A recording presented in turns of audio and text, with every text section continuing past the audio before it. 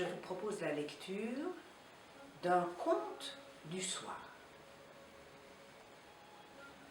Il était une fois un petit garçon qui rêvait d'être une étoile parmi les étoiles.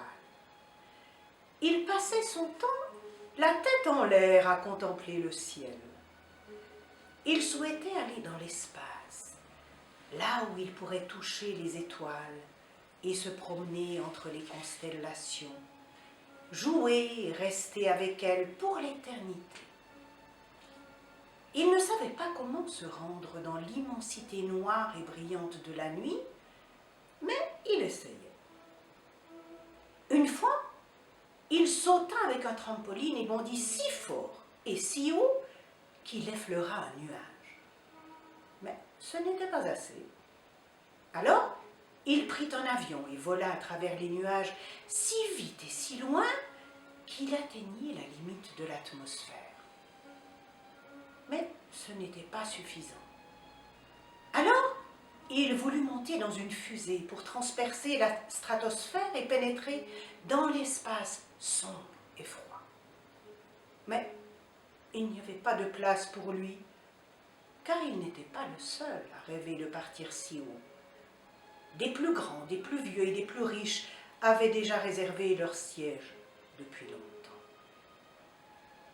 Alors il regardait les fusées s'élever dans les airs, les unes après les autres, dans un rugissement de feu et de fumée, et une larme coulait chaque fois sur sa joue douce de petit garçon.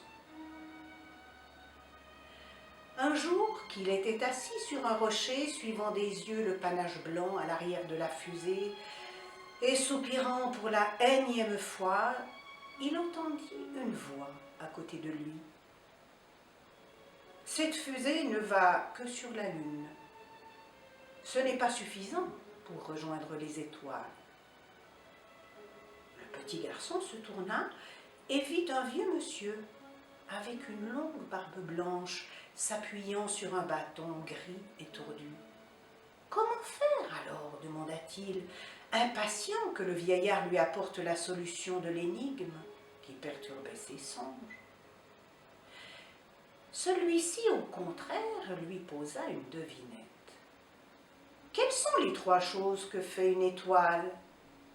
Le petit garçon réfléchit un moment et répondit « Une étoile, ça flotte dans l'espace, ça brille dans le noir et ça guide les voyageurs égarés. » Alors, le sage expliqua au petit garçon que pour flotter jusqu'au vide de l'espace, il devait être très léger.